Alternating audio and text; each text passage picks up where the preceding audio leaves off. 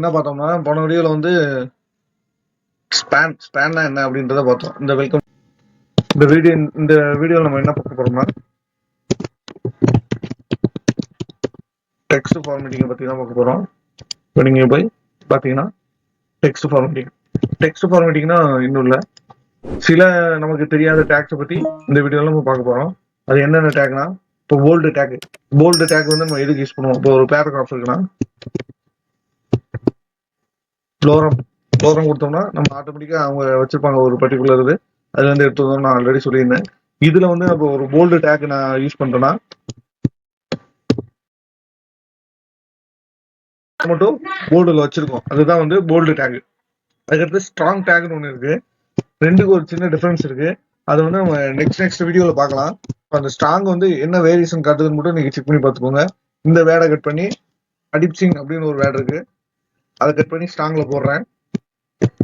Control save கொடுத்துட்டு இங்க வந்து நீங்க ரெஃப்ரெஷ் பண்ணீங்கன்னா என்ன டிஃபரன்ஸ்ன்றத நான் நெக்ஸ்ட் வீடியோல நம்ம பார்ப்போம்.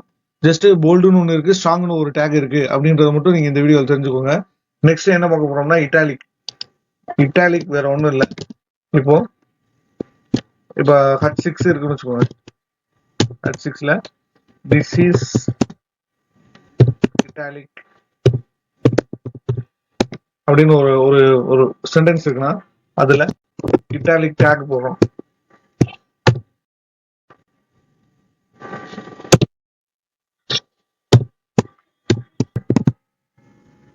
கண்ட்ரோல் சேவ் கொடுத்துட்டு ரெஃப்ரெஷ் பண்ணி இங்க பார்த்தோம்னா இங்க நம்ம H6 கொடுத்தனால ரொம்ப சின்னதாக கேட்டது, நம்ம H1 வச்சுக்கலாம். கண்ட்ரோல் சேவ் கொடுத்து இங்க போய் நம்ம ரெஃப்ரெஷ் பண்ணி பார்த்தோம்னா திஸ் இஸ் இட்டாலிக். இந்த இட்டாலிக் மட்டும் லைட்டா கொஞ்சம் சாஞ்சு இருக்க மாதிரி காட்டுதா, அதுதான் இதோட ஸ்பெஷலிஸ்ட், அந்த இட்டாலிக்.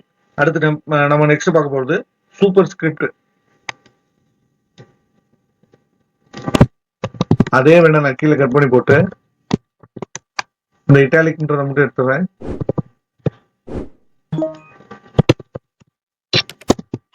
ஜஸ்ட் வந்து ஒரு கான்செப்டா போடாம ஜஸ்ட் டேக் எதுக்கு யூஸ் ஆகுறது மட்டும் போடுறேன். சூப்பர் ஸ்கிரிப்ட்னா கண்ட்ரோல் சேவ் கொடுத்துட்டு நான் இங்க போய் ரெஃப்ரெஷ் பண்ணி பார்த்தேன்னா அந்த இட்டாலிக்கு ஹெட்டிங்ல வந்து சூப்பர் ஸ்கிரிப்ட் அப்படின்னு ஒண்ணு உருவாகும். அது இது மேல பவர்ல நம்ம கொண்டு போறதுதான் சூப்பர் ஸ்கிரிப்ட்னு நம்ம சொல்லுவாங்க. இதுவே வந்து இந்த மேல இருக்க டேக் அப்படியே காப்பி பண்ணி இப்போ வந்து இதுல சப் சேவ் கொடுத்துட்டு இங்க பார்த்தோம்னா இது இட்டாலிக் கீழே காமிக்கும். சப்ஸ்கிரிப்ட் சப்ஸ்கிரிப்ட் அவ்வளவுதான் டிஃபரன்ஸ். இப்போ நெக்ஸ்ட் நம்ம பார்க்க போறது இன்ஸ் என்னன்னு பார்க்க போறோம். ஒண்ணும் இல்ல, இன்ஸ் அதே நம்ம H1 டேக் வச்சுக்கிறோம். H1 டேக் வச்சுக்கிட்டு this line is underline கொடுத்துட்டு இங்க வந்து நம்ம இன்ஸ் கொடுத்துட்டு இந்த அண்டர்லைனை கட் பண்ணி இந்த இன்ஸ்குள்ள போட்டோம்னா சேவ் கொடுத்துட்டு இன்ஸ்ன்றது அந்த அண்டர்லைனோட டேக் தான் நம்ம இங்க இன்ஸ் கொடுத்துருப்பாங்க. இப்போ இந்த டெல் டேக் அது எதுக்கு யூஸ் ஆகுதுன்னு பாருங்க. ஜஸ்ட் இதவே நம்ம திஸ் லைன் இஸ் அந்த இதுவே நம்ம காப்பி பண்ணி கீழே என்டர் கொடுத்து அந்த இன்ஸுக்கு பதிலாக டெல் அப்படின்னு கொடுத்துட்டு பண்ணிக்கிறோம். டெல்லுன்னு க்ளோஸ் பண்ணிட்டு கண்ட்ரோல் சேவ் கொடுத்துட்டு நம்ம குரோம்ல போய் ரெஃப்ரெஷ் பண்ணிட்டு அந்த டெல்ல பார்த்தோம்னா அதாவது அந்த அண்டர்லைன் எந்த வேர்டுக்கு நம்ம டெல்லுன்னு கொடுத்தோமோ அந்த வேர்டை வந்து இப்போ அண்டர்லைன் பதில டெலிட் அப்படின்னு இந்த வேர்டுக்கு டெல் கொடுத்தோம்னா கண்ட்ரோல் சேவ் கொடுத்துட்டு இப்போ போய் செக் பண்ணி பார்த்தோம்னா அப்படின்னு கூட சொல்லலாம் அந்த வேர்டுக்கு. நெக்ஸ்ட் நம்ம பார்க்க போறது என்னன்னா மார்க் என்னன்னா இதுவே கட் பண்ணி இங்க வச்சுக்கோங்க. திஸ் லைன்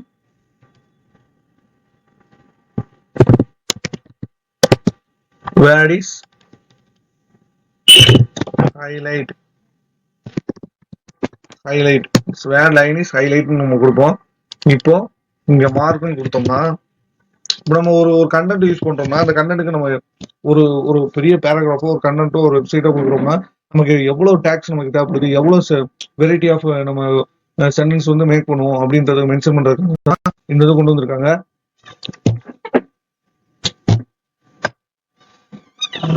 எவ்வளவு கண்டென்ட் வெரைட்டியா நம்ம கொடுக்க போறோம், அப்படி அந்த அந்த வேர்டிங்ல எவ்வளவு வெரைட்டியா கொடுக்க போறோம்ன்றதுக்காக தான் இந்த இந்த இந்த டெக்ஸ்ட் ஃபார்மேட்டிங்லாம்.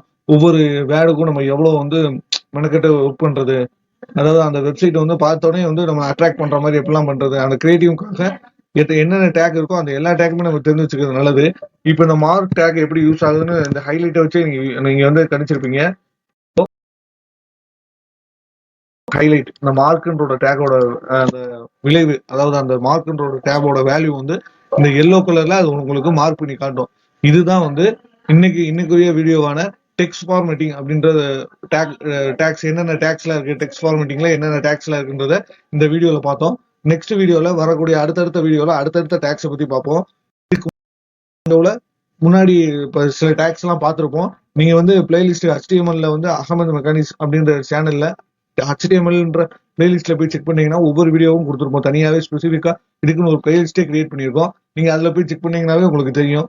ஒவ்வொரு வீடியோவும் நீங்க தேட தேவையில்ல, எல்லாமே நம்ம வந்து ஒவ்வொரு பிளேலிஸ்ட்டை கிரியேட் பண்ணி அதில் போட்டிருப்போம். நீங்க ஜஸ்ட் போய் விசிட் பண்ணி பாருங்க ஒவ்வொரு இதும். இப்போ வந்து பார்த்தது டெக்ஸ்ட் ஃபார்மேட்டிங். இந்த வீடியோ பிடிச்சிருந்துச்சுன்னா லைக் பண்ணுங்க, ஷேர் பண்ணுங்க, சப்ஸ்கிரைப் பண்ணுங்க. Thank you friends.